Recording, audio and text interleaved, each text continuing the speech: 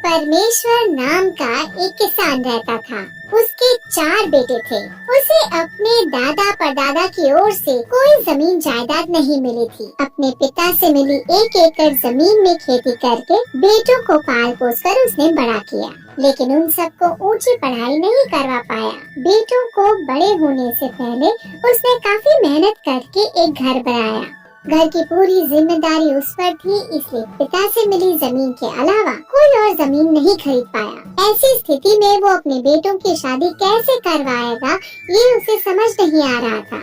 और फिर एक दिन उसका करीबी मित्र रामा बड़ के पेड़ के नीचे बैठकर उसे कहता है, परमेश्वर, कुछ दिनों से देख रहा हूँ कि तू बहुत ही चिंतित है। आखिर बात क्या है बताओ। बेटों की शादी की उम्र हो गई है। सोचा था सबसे पहले बड़े बेटे की शादी करा दूं, क्योंकि मैं जो कमाता हूँ उससे घर तक चलाना मुश्किल है और मेरे बेटे बिना किसी जिम्मेदारी के आलसी बनकर बैठे रहते हैं। यही मेरी चिंता है। तुम उन्हें आलसी क्यों समझ रहे हो? तुम उन्हें कोई जिम्मेदारी सौंपो। उनसे कहो कि जब तुम्हारी शादी हो जाएगी, बहू घर में आएगी, तो वो क्या सोचेगी ये सब बोल दे। इतने बड़े परिवार के खाने के लिए, कपड़ों के लिए पैसे कहाँ से आएंगे ये पूछो। उसके बाद वो क्या कहते हैं ये आकर मुझे बताओ, फिर हम सोचेंगे कि आगे क्या करना है। रामा ऐसा सुझाव देता है। अपने मित्र रामा की बात सुनकर परमेश्वर को थोड़ी तसल्ली होती है। वो घर पहुंचकर अपने बेटों को बुलाकर उनसे कहता है, बच्चों, हम जो कमाते हैं उसे थोड़ी और जमीन भी नहीं खरीद पाए। माना कि ये फिलहाल घर चलाने के लिए काफी है, लेकिन तुम लोगों की शादी के बाद इतनी कमाई काफी नहीं होगी।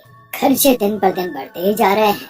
हमारे कमाई में बढ़ोतरी कैसे हो, इस बारे में तुमने कभी सोचा है? ये बात परमेश्वर अपने बड़े बेटे से पूछता है, जो जवाब में कहता है, पिताजी, हमारी जो 1 एकड़ जमीन है, अगर उससे भी घर नहीं चल पा रहा तो ठेके पर दूसरी जमीन ले लेते हैं और उस पर अपनी मनचाही फसल उगा लेंगे। इसमें इतना सोचने की क्या बात है?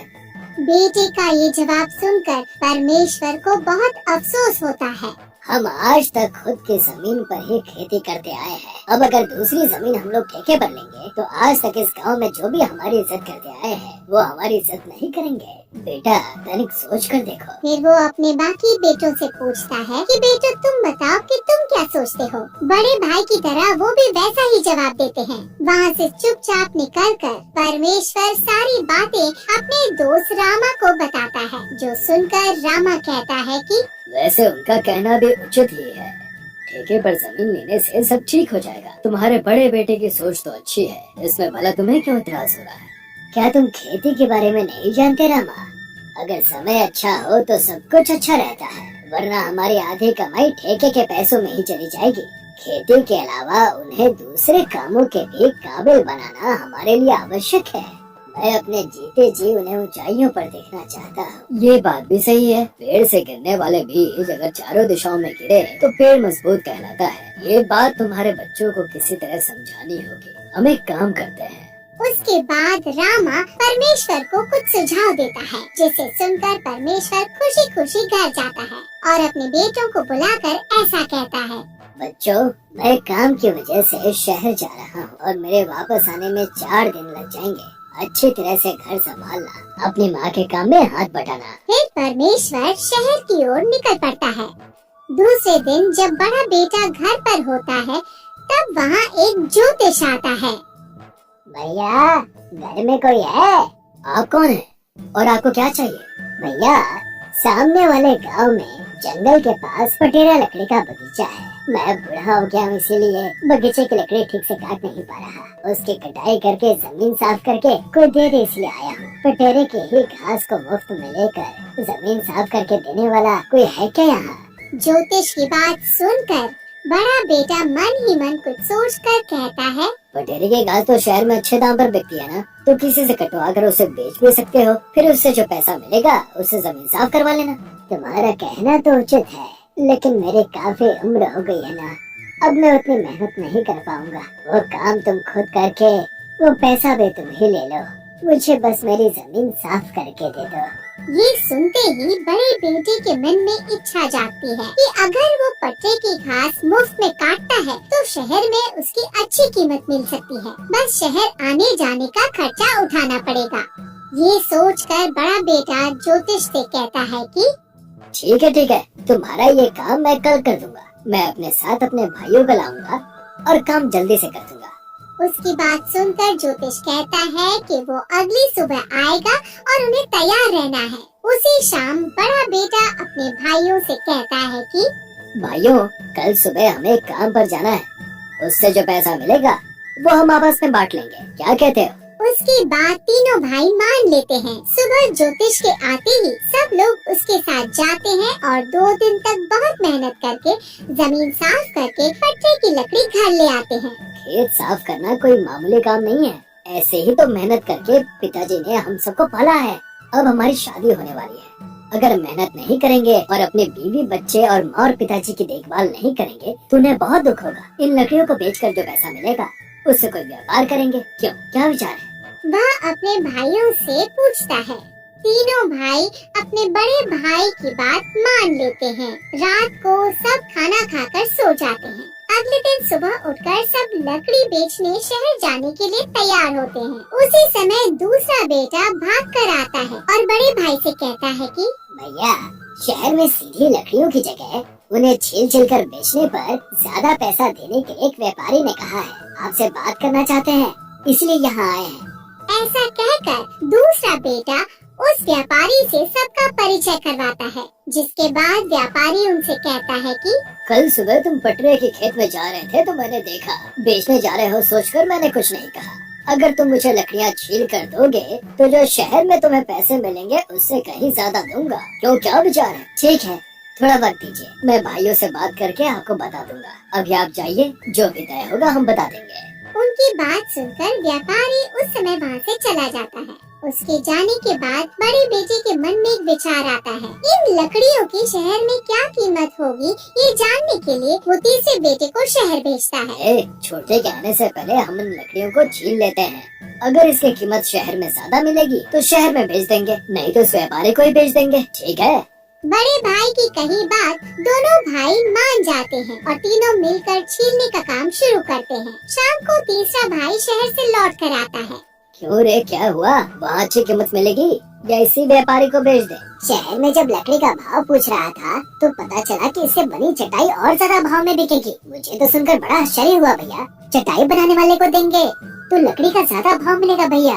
तो मैंने सोचा कि ये काम क्यों न हम खुद ही कर लें।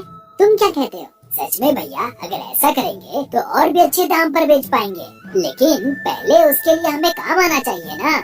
जब ये सब बातें कर रहे थे, उनकी माँ कहीं दूर खड़ी उनकी बातें सुन रही थी। फिर वो वहाँ पर आती है और सबसे मुस्कुराते हुए कहती है, वो सब बनाना मुझे आता है, तुम लोग किसी बात की चिंता मत करो, मैं तुम लोगों को बनाना सिखाऊंगी, तुम सब बहुत सारी टोकरियाँ बना सकते हो। फिर चौथे दिन से माँ और सब बेटे मिलकर टोकरियाँ और चटाइयाँ बनाना शुरू करते हैं। 5वें दिन परमेश्वर शहर से लौटता है और कहता है, क्या बात है, यहाँ पर ये सब हो क्या रहा है?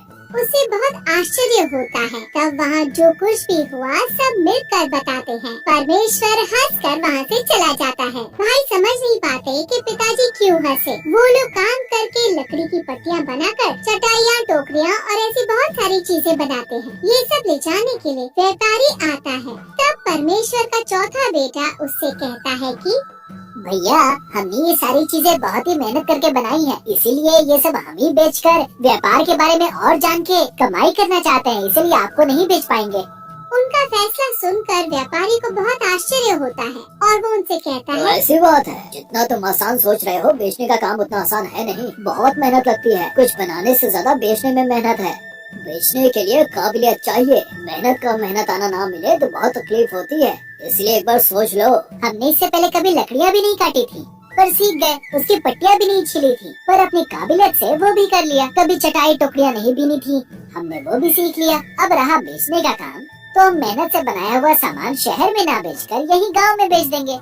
ये सुनते ही व्यापारी जैसी तुम्हारी इच्छा कहकर वहाँ से चला जाता है। छोटे की बात सब बड़े मान जाते हैं। परमेश्वर फिर वहाँ से हंसकर निकल जाता है। बड़ के पेड़ के नीचे इंतजार करता हुआ रामा परमेश्वर को आते हुए देखता है। क्यों परमेश्वर, शहर का सफर कैसा रहा? परमेश्वर से वो मुस्कुराते हुए पूछता है और परमेश्वर हंसते हुए कहता है, अरे सच में ऐसा होगा, मैंने कभी सोचा नहीं था रामा। बच्चे जब कोई काम नहीं कर रहे थे तो उन्हें कैसे सही रास्ते पर लाऊंगा ये समझ नहीं आ रहा था। तब तुम्हारा तरीका बहुत काम आया। तुम्हारा बहुत बहुत शुक्रिया। कोई बात नहीं परमेश्वर, लेकिन तुम्हें मेरी एक मदद करनी होगी। तुम्हारे लिए भला मैं क्या कर पाऊंगा? मेरे कहने पर ज्योतिष तुम्हारे घर जाकर तुम्हारे बड़े बेटे से मिला। वो ज्योतिष और कोई नहीं बल्कि मेरा साला है, और इसकी गुणवती नाम की एक बेटी है। उसे तुम अपने घर की बहू बना लो। उसकी बात सुनकर परमेश्वर चकित हो जाता है और मुस्कुराते हुए खुशी से कहता है, मुझे तो लगा था कि हम दोनों मिलकर कोई ड्रामा कर रहे हैं, लेकिन तू तो मुझे बताए बिना एक और ड्रामा कर रहा था। मैंने तो सच में इसे एक ज्योतिष ही समझा था। मुझे ये रिश्ता मंजूर है। इसे मेरा बेटा पसंद है या नहीं ये पता नहीं। उसने अभी व्यापार संभाला है, पैर अच्छे से जमे नहीं है। क्या ये बात तुम्हारे साले को मंजूर है? परमेश्वर ये पूछता है। ज्योतिष जो बातें सुन रहा था कहता है कि मैं किसी के भी गुण बता सकता हूँ। तुम्हारे बेटे काबिल ही नहीं बहुत गुणी भी है। मुझे ये रिश्ता पूरी तरह से मंजूर है। ये सुनकर परमेश्वर फिर से चकित हो जाता है और तभी रामा कहता है कि परमेश्वर, ज्योतिष का भेष धारण करने वाला मेरा साला सुंदरैया ही है। तुम्हें ये रिश्ता मंजूर है तो हम शादी पक्की कर देते हैं, क्या कहते हो? बाकी तीनों लड़कों के लिए भी लड़कियां देखकर चारों की शादी एक साथ ही करना चाहता हूँ। तभी वहाँ पर एक और व्यक्ति आता है। ये मेरा दोस्त है वीर ब्रह्मम। इसकी भी एक बेटी है, बहुत अच्छी लड़की है। उसमें व्यापार के गुण भी है। इसे तुम्हारा दूसरा बेटा पसंद है। उसे यही व्यापारी मिला था। ये सब सुनकर परमेश्वर को फिर से आश्चर्य होता है और वो पूछता है कि कहीं ऐसा तो नहीं कि बाकी व्यापारी भी तुम्हारे ही दोस्त हैं? क्या उनकी भी बेटियां हैं? और तभी वहाँ दो और लोग आते हैं। वो दोनों हम ही हैं। तुम्हारे तीसरे बेटे से मैं मिला था और तुम्हारे चौथे बेटे से मैं मिला था। तुम चाहो तो हम सब समधी बन सकते हैं। परमेश्वर को क्या हो रहा है समझ नहीं आता और वो एकदम से चुप हो जाता है। तब रामा कहता है कि तुझे तेरे बेटों की चिंता सता रही थी ना, वो भी भविष्य में कुछ बन जाए। तू ऐसा ही चाहता था ना, इसलिए मैंने ये सब किया। ये सुनकर परमेश्वर की आंखें खुशी से भर आईं। उसने सोचा कि मेरे सच्चे दोस्त ने मेरी सारी चिंताओं की जिम्मेदारी लेकर इतना सब किया। इसका एहसान मैं जिंदगी भर नहीं भुला पाऊंगा। ठीक है, मंजूर है। कल मेरे बेटों का व्यापार देखकर जैसा तुम कहोगे वैसा होगा। परमेश्वर के ऐसा कहते ही सब लोग अपने अपने घर चले जाते हैं। अगली सुबह सारे भाई एक साथ मिलकर अपनी बनाई चीजों को लेकर बाजार जाते हैं। इतनी अच्छी चीजें शहर से भी कम दामों में मिल रही है, ये देखकर वहाँ आए लोग सब चीजें खरीद लेते हैं। वहाँ कमाई हुई सारी पूंजी घर ले जाकर बड़ा बेटा पिताजी के हाथ में देता है। पिताजी, हमारी मेहनत से कमाई हुई ये पहली कमाई है। ये आप अपने हाथों से हमें दीजिए। ठीक है बेटा, इसका लाभ आपस में बांटने से पहले इसमें से लकड़ी की कीमत घटा लो। पिताजी की बात सुनकर वो चकित हो जाते हैं। लकड़ी की कीमत? लेकिन वो लकड़ी तो हमें मुफ्त में मिली थी ना। उस ज्योतिष ने मुफ्त में दी थी ये मानता हूँ, लेकिन हमें फिर से लकड़ी तो खरीदनी होगी और वो लकड़ी मुफ्त में नहीं मिलेगी। उसकी तो कीमत चुकानी होगी। फिर से क्यों करेंगे? तब मुफ्त में मिले इसीलिए किया, अब फिर से करने की क्या जरूरत है? उसकी बातें सुनकर परमेश्वर हंसकर कहता है, मुफ्त में मिले इस छोटे से अवसर को तुमने व्यापार में बदल दिया। मैंने तो खेती में भी एक साथ इतना पैसा नहीं कमाया जितना तुमने 10 दिन में कमा लिया। तुम लोगों ने अनजाने में ही व्यापार करना सीख लिया। अब आगे बढ़ने के लिए व्यापार को अपने जीवन का हिस्सा बना लो। पिताजी की बात उन्हें बहुत अच्छी लगती है और चारों भाई ये बात मान लेते हैं। अब तक के उनके अनुभवों से उन्होंने व्यापार करना सीख लिया था। चारों आपस में जिम्मेदारियां बांट लेते हैं और कुछ ही दिनों में उस व्यापार में वो लोग अच्छा नाम और अच्छा खासा लाभ कमाते हैं। और रामा को दिए हुए वचन के हिसाब से परमेश्वर अपने चारों बेटों की शादियां करवा देता है। पर परमेश्वर अपने बेटों को उसके रचे हुए नाटक के बारे में नहीं बताता है। अंततः एक किसान के बेटे व्यापार करने लगे और कमाए हुए पैसों से खुशी खुशी जीने लगे।